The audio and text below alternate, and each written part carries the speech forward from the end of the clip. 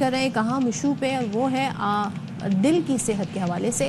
اور آج کل بہت ساری کہتے ہیں نا لوگوں کو آئیڈیا نہیں ہوتا، جب اس سچویشن میں وہ آ جاتے ہیں، دل کی بیماری لاحق ہو جاتی ہے تو ہی وہ اس کی جا کے علاج کرواتے ہیں. لیکن کچھ ایسے انڈیکیشنز ہوتے ہیں جو آلریڈی آپ کو بتا رہے ہوتے ہیں. کچھ سٹیٹس ہمارے سامنے وہ آپ سے شیئر کر دیتے ہیں کہ نہ صرف یہ کہا ہی جاتا تھا بڑی عمر کے لوگوں کو یہ بیماریاں ہوتی ہیں، لیکن اب ہم دیکھ رہے ہیں نوجوانوں میں بھی کافی زیادہ یہ بیماری ہو رہی ہے. سو NICVD کے مطابق 2024 میں 1700 سے زائد بڑی عمر کے افراد جبکہ 1450 سے زائد کم عمر افراد میں اوپن ہارٹ سرجری کی گئی ہے. لیکن آج ہم ڈسکس کریں گے ہارٹ اٹیک کے بعد اینجیوپلاسٹی کے لیے ابتدائی جو 90 منٹ ہوتے ہیں وہ کتنے امپورٹنٹ ہے، اور کیا لوگوں کو اس بات کا ادراک ہے بھی کہ نہیں. طبی ماہرین کہتے ہیں ہارٹ اٹیک کے بعد اگر 90 منٹ میں دل کی شریان کی رکاوٹ کو دور نہ کیا جائے تو شدید نقصان پہنچتا ہے دل کو. اور ہارٹ اٹیک کی صورت میں سندھ میں NICVD وہ واحد سرکاری ادارہ ہے جہاں مریض کا پہنچنا انتہائی مشکل ہو جاتا ہے. اور اگر ہم نجی اداروں کی بات کریں تو وہاں جو کاسٹ ہے وہ بہت زیادہ ہے، تو وہاں خرچہ تقریباً 7 سے 8 لاکھ تک ہو جاتا ہے. گفتگو کے لیے ہمارے ساتھ موجود ہیں اسٹوڈیو میں اس وقت ماہر امراض کا doctor Inam Danish sahab. Thank you very much sir for joining us. Sir, heart attack کے بعد ابتدائی 90 منٹ جو ہوتے ہیں وہ کیوں اتنے اہم ہوتے ہیں؟ دیکھیں، جس وقت ہارٹ کی بلڈ سپلائی بند ہوتی ہے، کوئی بھی آرٹری جب اسٹاپ ہوتی ہے تو بلڈ اسٹاپ بند ہو جاتا ہے. تو ہارٹ کی بلڈ سپلائی بند ہونے کے بعد ہارٹ کے ڈیمیج ہونے کا پروسیس اسٹارٹ ہو جاتا ہے. تقریباً 30 منٹ کے بعد ہارٹ ڈیمیج ہونا اسٹارٹ ہو جاتا ہے. پھر بھی یہ کہ 1 گھنٹہ جو پہلا 1 گھنٹہ ہوتا ہے اسے گولڈن آور کہتے ہیں. اس 1 گھنٹے کے اندر اگر آپ ہارٹ اٹیک کو روک سکتے ہیں، یعنی کہ ریورٹ کر سکتے ہیں، جو آرٹری بلاک ہو گئی ہے اسے کھول دیں اگر، تو ہارٹ ڈیمیج ہونے سے بچ جاتا ہے. یہ پہلا 1 گھنٹہ ہے جس میں گولڈن آور بھی ہے کہ آپ ہارٹ بالکل نارمل ہو جائے گا، ایسے ہی ہو جائے گا جیسے اٹیک سے پہلے. اور وہ پہلے ہی 1 گھنٹہ ہوتا ہے جس کے اندر کمپلیکیشن بھی سب سے زیادہ ہوتی ہیں. ڈیتھ بھی پہلے 1 گھنٹے کے بعد ہی ہوتی ہے. شوق بھی دینے کی ضرورت پڑ جاتی ہے، یعنی کہ یہ تمام کمپلیکیشن زیادہ تر پہلے 1 گھنٹے میں ہوتی ہیں. تو اگر 1 سے 90 منٹ کا ٹائم اس لیے رکھا گیا کہ کوشش تو یہ کریں کہ ارلیسٹ پاسبل ہو. ٹھیک ہے. لیکن 1 گھنٹے کے اندر اگر آرٹری کھل جاتی ہے تو ہارٹ ڈیمیج ہونے سے بچ جاتا ہے، اٹیک کا نقصان نہیں ہوتا ہے. 90 منٹ یہ ڈور ٹو بیلون ٹائم ہے کہ پیشنٹ ہاسپٹل پہنچ گیا، ٹھیک ہے، اس کے بعد اس کی اینجیوپلاسٹی ہو گئی یا ہو رہی ود ان 90 منٹ وہ ہونی چاہیے. لیکن کوشش یہ کریں کہ ارلیسٹ پہلے 1 گھنٹے میں یہ ہو جائے. As early as possible. Doctor صاحب ایک چیز بتائیے گا، ہمارے یہاں لوگوں کو تھوڑا سا ہم بھی سمجھنا چاہتے ہیں، ظاہر ہے بڑی میڈیکل ٹرمز ہوتی ہیں، لوگ یوز کرتے ہیں جی میجر ہارٹ پرابلم اور minor heart attack, major heart attack, cardiac arrest. What is the difference? دیکھیں، جب چیسٹ پین کے ساتھ ہمارے پاس پیشنٹ آتے ہیں، ایک تو تقریباً 40% جو چیسٹ پین کے لوگ آتے ہیں اس میں 40% ہارٹ اٹیک کے پیشنٹ ہوتے ہیں. اتنی زیادہ یعنی کہ کافی. اب ہارٹ اٹیک 2 طرح کا ہوتا ہے، ایک میجر ہارٹ اٹیک ہوتا ہے، ایک مائنر ہارٹ اٹیک ہوتا ہے.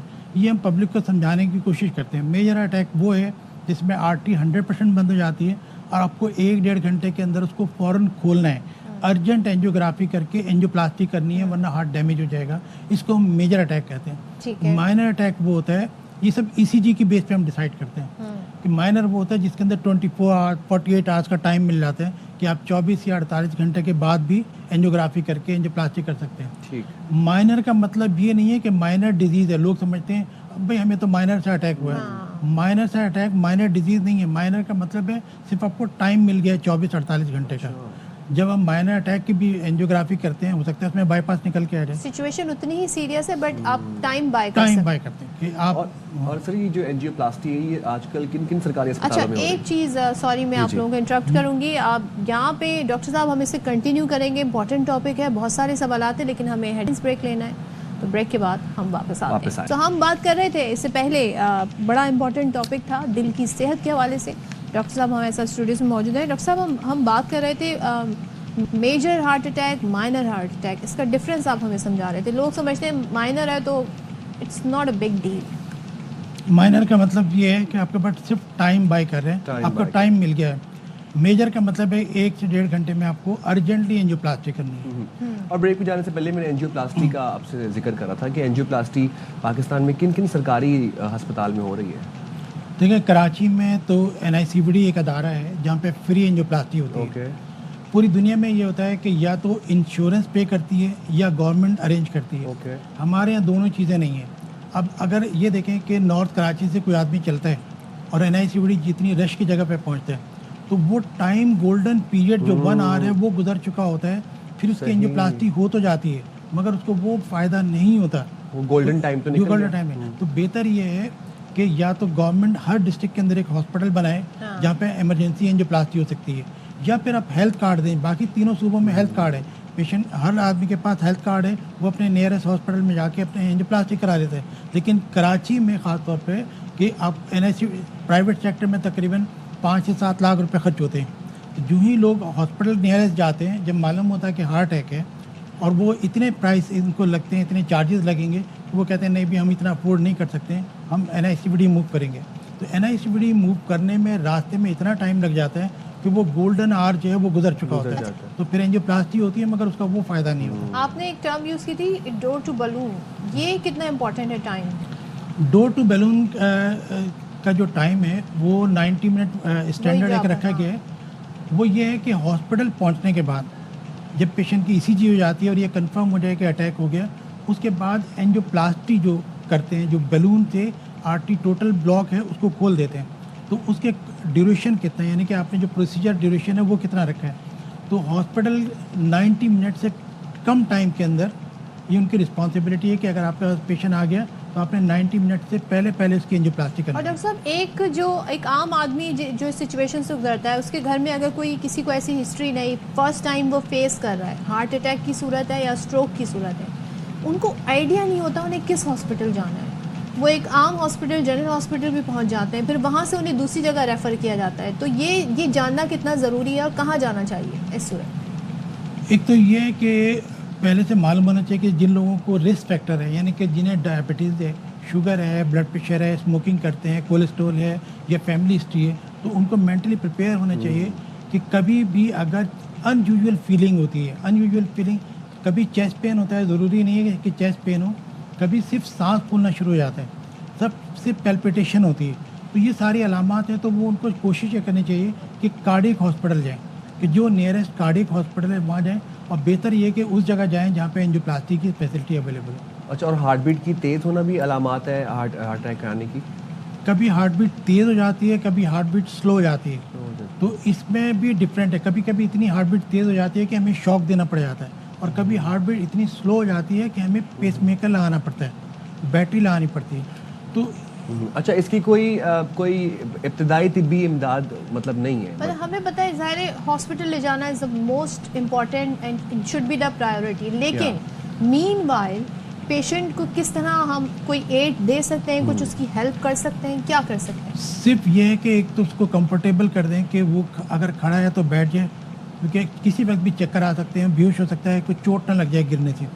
दूसरे जो हम कर सकते हैं कि डिस्प्रिन लेके एस्प्रिन जो है वो च्यू कर लें, बस ये हम यहाँ तक कर सकते हैं। उसके बाद फ़ौरन हॉस्पिटल पहुँचें। डिस्प्रिन से क्या होगा? एस्प्रिन अगर मुंह में रखेंगे तो मुंह के जो ब्लड सप्लाई है उसके थ्रू फ़ौरन ब्लड में शामिल हो जाएगी, तो जो क्लॉट बना है चांसेस हैं कि कुछ क्लॉट डिज़ोल्व हो जाए और ब्लड सप्लाई दोबारा स्टार्ट हो जाए, तो अटैक के ख़त्म होने के चांसेस हैं अगर सिर्फ डिस्प्रिन चबाने से। पीने से, निगलने से तो टाइम लगता है, मुंह में बहुत जल्दी एब्जॉर्ब हो जाती है डिस्प्रिन। अच्छा सर, निजी अस्पतालों में एंजियोप्लास्टी पे कितने अखराजात आते हैं? अमूमन 5 से 7 लाख रुपए खर्च होते हैं। तो जो ही लोग लेकर आते हैं, जो अफोर्ड करते हैं वो तो कहते हैं ठीक है आप कर लें, लेकिन जो अफोर्ड नहीं कर सकते तो वो कहते हैं कि हम फिर NICVD मूव करेंगे।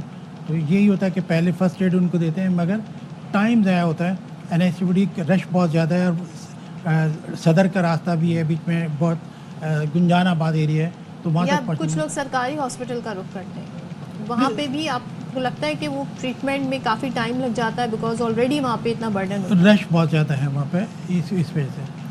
और डॉक्टर साहब एक चीज़ मुझे बताइएगा, हम जो शुरू में बात कर रहे थे कि हमें शुरू में ये कॉन्सेप्ट था कि ये बड़ी उम्र की बीमारियाँ होती हैं, विद एज लोगों को ये डेवलप होती हैं, अब बहुत यंग लोगों में हम देखते हैं कार्डियक अरेस्ट, जान चली गई, ये क्यों हो रहा है?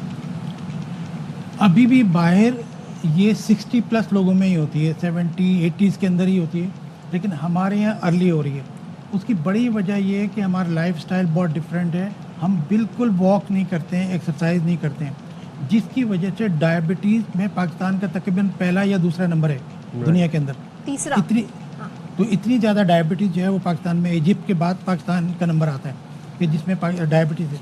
तो मेन रीज़न जो है ओबेसिटी है, ओवरवेट है, डायबिटीज़ है, वॉक ना करना है, इन सब चीज़ों से कोलेस्ट्रॉल हाई होता है और कोलेस्ट्रॉल हाई होने से यंग एज के अंदर हार्ट अटैक होता है। चलें, सेकंड चीज़ जो है वो स्मोकिंग है और थर्ड फैमिली हिस्ट्री है।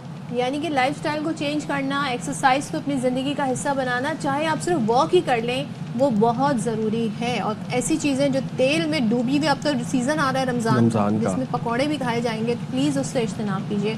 Thank you so much doctor Inamullah हमारे साथ थे।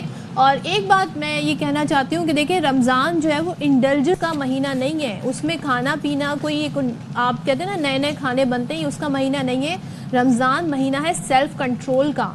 तो ना सिर्फ आपने रोजे रख के इबादत करनी है, खाने पीने से इज्तनाब करना है, ये आपकी सेहत के लिए बहुत बेहतर है। स्पिरिचुअली और फिजिकली अपने आप को क्लेंस करें and adopt a healthy lifestyle, वरना फिर इस तरह के जो है नताइज होते हैं। मुझे उस शख्स का नाम बताएं, मैं जानना चाहती हूँ उस शख्स की हिस्ट्री जिसने ये पकौड़ों का रिवाज जो है आम किया है रमज़ान के दिनों में। क्यों हम पकौड़े खाते हैं, उसको हमने लाजमी जुज़ बना दिया है कि इफ्तार होनी है तो पकौड़े समोसे होंगे तो होगी, अदरवाइज नहीं होगी। मीठा शरबत भी होता है। मुझे उसका नाम ढूंढ के बताएं, कौन है वो? मैं गूगल करता हूँ अभी। गूगल करें आप।